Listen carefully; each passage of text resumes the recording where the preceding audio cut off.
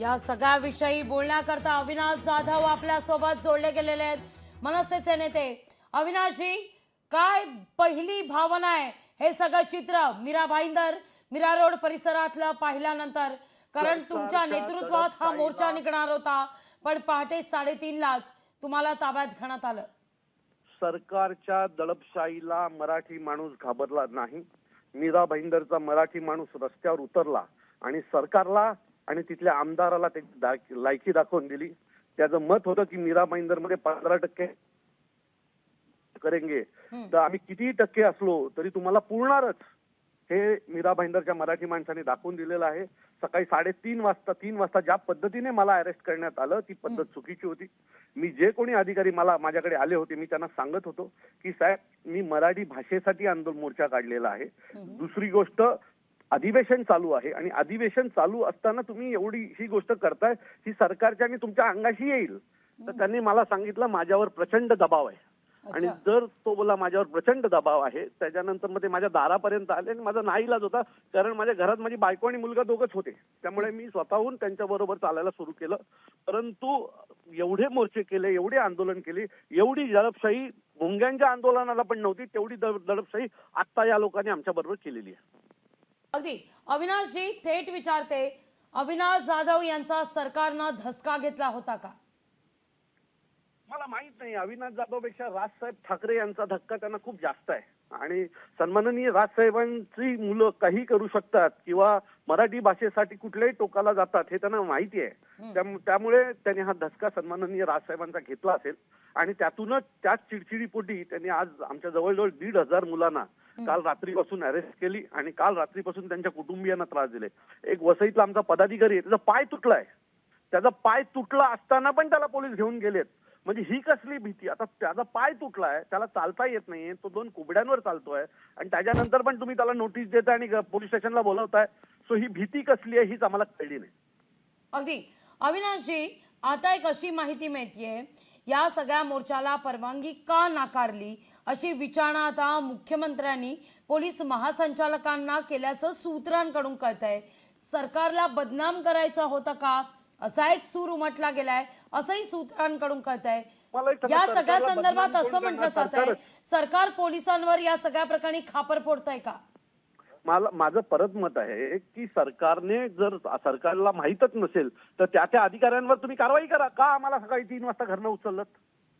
संबंधित अधिकाऱ्याला सरकारपेक्षा मोठे झालेत काही अधिकारी, मग यांना काय माज आलाय का की यांनी यांचे हितसंबंध इथल्या लोकल नेत्यांची सांभाळण्यासाठी आमचं आंदोलन दडपत होते हे अधिकारी। सो याच्या बाबतीत पोलिसांनी विचारलं, सरकारने विचारलं पाहिजे आणि संबंधित जे कोणी अधिकारी आहेत, जे दोषी आहेत, ज्यांनी आम्हाला रात्री उचलायला लावलं, त्यांच्यावर कारवाई झाल्या पाहिजेत। आणि मी सन्माननीय राजसाहेबांकडे पण ही मागणी करणार आहे की साहेब आपल्या मुलांना या लोकांनी खूप त्रास दिलाय, त्यांच्यावर कारवाई झाली पाहिजे, ही मागणी मी सन्माननीय राजसाहेबांकडे पण करणार आहे। अविनाशजी, या ठिकाणी एकीकडे सरकार खापर फोडताना दिसतंय असा आरोप होतोय पोलिसांवर, पण तिथं मात्र महायुतीतले सत्तेतले प्रताप सरनाईक मात्र तुमच्या मोर्चात सहभागी होण्याकरता येत आहेत।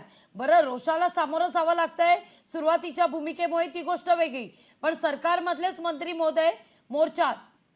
माझं मत असं आहे की तो मराठी माणूस म्हणून तिथे आला होता, बरोबर आहे, आणि प्रत्येक मराठी माणसाचा तो मोर्चा होता आणि त्यांचं तिथे स्वागत होतं। तिथे काय झालं मला माहित नव्हतं कारण मी पोलीस स्टेशनला होतो, परंतु जी काही घटना घडली असेल तर ती निंदनास्पद आहे आणि मंत्री आहेत ते त्याच भागाचे आमदार आहेत, त्यांचा आदर आपल्याकडनं झाला पाहिजे। मी त्यांची बाईट ऐकली आज कालपर्यंत त्यांच्या गोष्टी मला काही आवडल्या नव्हत्या, ते जे काही म्हणत होते, पण आज सकाळपासून त्यांनी मराठी माणूस आणि तो मोर्चा लावून धरला होता।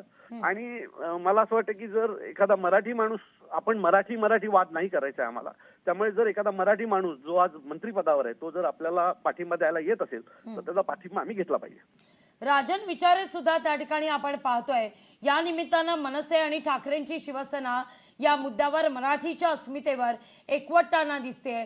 आज बाळासाहेबांनी ज्या उद्देशानं महाराष्ट्रातल्या मराठी माणसाला माझं सांगणं आहे की जिथे मराठीवर अन्याय होईल तिथे पक्ष बाजूला ठेवून आपण सगळे एकत्र आलो पाहिजे. तुम्ही कुठल्या पक्षात आहात, तुम्ही कुठल्या संस्थेत काम करता हे आम्हाला माहित नाही, परंतु जिथे मराठी माणूस येईल किंवा जिथे मराठीवर अन्याय होईल तिथे आपण एकत्र जर नाही आलो तर मीरा भाईंदर मधल्या घटना सतत होत राहतील, असे मोर्चे सतत निघत राहतील. आणि मग आज यांचा निघाला, उद्या युपी बिहारच्या लोकांचा मोर्चा निघेल, उद्या परवा आणखी कोणीतरी मोर्चा काढेल. तो ह्या प्रवृत्तीला आताच ठेचलं पाहिजे की महाराष्ट्रात फक्त मराठीच चालेल, मराठीचाच दबदबा राहील. तुम्ही महाराष्ट्रात पाहुणे आहात, तुम्ही इथे या, आदराने राहा, आमच्याशी आमच्या भाषेत बोला, आम्ही तुमचा आदर करू, आम्ही तुमच्यावर प्रेम करू. पण तुम्ही माज दाखवलात तर तो माज आम्ही उतरल्याशिवाय राहणार नाही. अगदी. अविनाशजी, तुम्ही या मोर्चात स्वतः आता सहभागी होणार आहात का? कारण हो, मी आता काही क्षणात मोर्चाच्या इथे पोहोचतोय, कारण या मोर्चा जाहीर मीच केला होता, त्याच्यामुळे माझ्या सांगण्यावरनं सन्माननीय राजसाहेबांच्या प्रेमापोटी लोक इथे आलेली आहेत. सो त्यांचे आभार मानणं गरजेचं आहे आणि म्हणून मी तिथे चाललोय. किती वेळात तुम्ही साधारणतः पोहोचाल? पुढच्या आता 5 ते 7 मिनिटात मी तिथे पोहोचेन. अगदी. खूप खूप धन्यवाद आमच्याशी संवाद साधला त्याबद्दल. लोकशाही मराठी ऐका, पहा, जागरूक रहा.